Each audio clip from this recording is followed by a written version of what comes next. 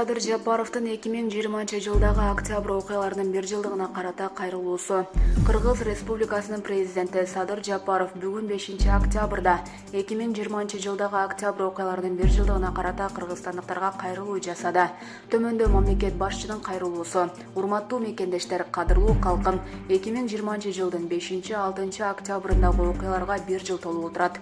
Бул окуянын келип чыгуу себептери жөнүндө түрдүү пикир, көз караштар айтылып келет.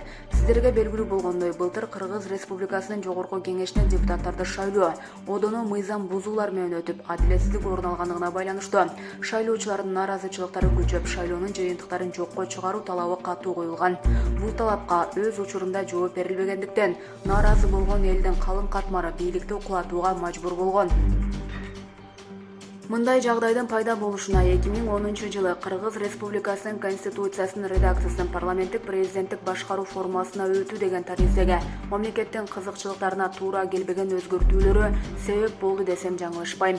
Себеби 2010-жылдагы Конституциянын редакциясы пропорционалдык шайлоо системасын киргизип, тилекке каршы шайлоолор жабык тизме менен өткөн. Бул система саясий коррупцияга жагымдуу шарттарды жараткан. Натыйжада саясий партиялардын лидерлери жабык тизмени кызылдай эле соодалап, шайлоодо добуштарды сатып алуу күчөгөн. Бул саясий коррупция андан ары уланып, Кыргыз Республикасынын өкмөтүн түзүү укугуна ээ болгон парламент министрлик портфелдерин бөлүшүп, өкмөттүн дегеле аткаруу бийлик бутагынын өз алдынча иштөө мүмкүнчүлүгүнөн ажыратып талкалаган. Элдин алдындагы жоопкерчилик дээрлик жоголгон.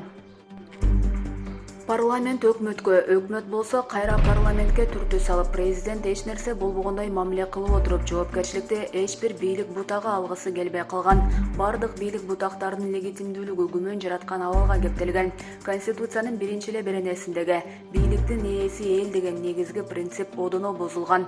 Ошентип, эл менен бийликтен өз ара аракеттенүүсү төмөндөп, нааразычылыктар өскөн. Саясий партиялар коомдун тигил же бул катмарынын кызыкчылыктарын ишке ашыруу үчүн эмес, анын башында турган саналуу адамдардын гана кызыкчылыгын көздөп калган. Мындай адилетсиз түзүлүш эртеби кечпи кулайт эле. Акыры элдин башкы мүдөөсү Конституция менен негизделип калган жоопкерчиликсиз бийликти кетирүүгө чейин жеткен. Андан тышкары, коррупциянын пандемия шарттарында гүлдөшү да элдин кыжырдануусун күчөткөн жана бийликке болгон ишенимин биротоло жоготкон.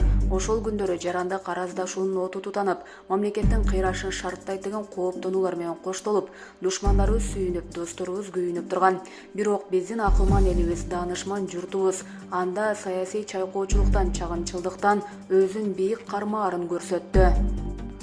Октябрь окуялары тилекке каршы жоготуусуз өткөн жок. Нааразычылыкка чыккан эл адилетсиз саясатка каршы туруп, өз жанын курмандыкка чалууга да даяр болуп калган эле. Учурдан пайдаланып, курман болгон Үмүтбектин жана башка жабыр тарткандардын үй бүлөлөрүнө таазим этип, дагы бир жолу көңүл айтам.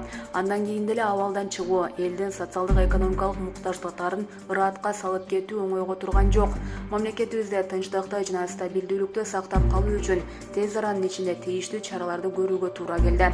Чукул арада өлкөдөгү абалды мыйзамдуу жолу менен турукташтырып, стабилдүүлүктү сактап кала алдык. Элдин талабы боюнча мурдагы бийлик отставкага кетти жана өлкө конституциясында белгиленген тартипте жаңы өкмөт түзүлдү.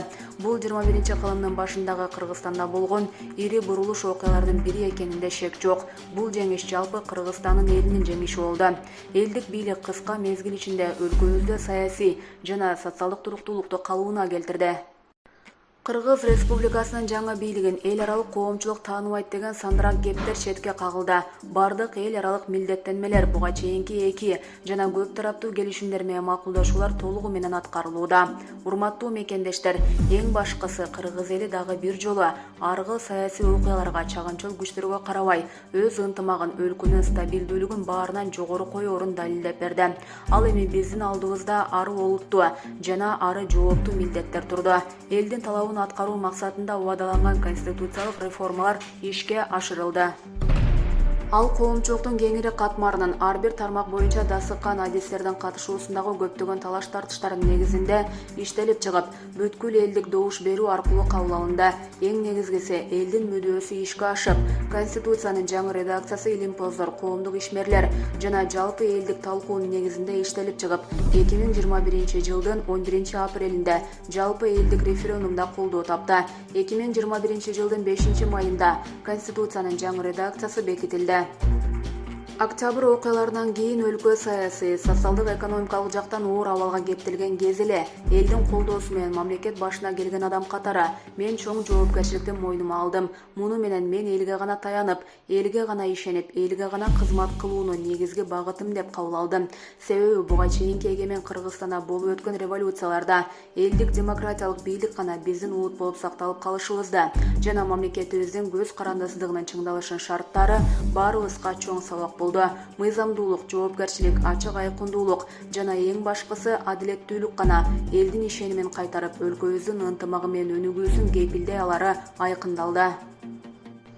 Урматтуу замандаштар, биздин мекен өсүп өнүгүп, гүлдөгөн мамлекет болууга бардык жагынан мүмкүнчүлүктөрү бар. Ага жараша кыргызстандыктар дагы татыктуу жашоого толук акылуу.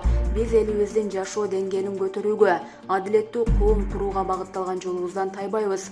Өлкөбүздүн асманы ар дайым ачык, көп улуттуу элибизде ынтымак, сүйүктүү мамлекетибизде гүлдөп өнүгүү болсун. Садыр Жапаров.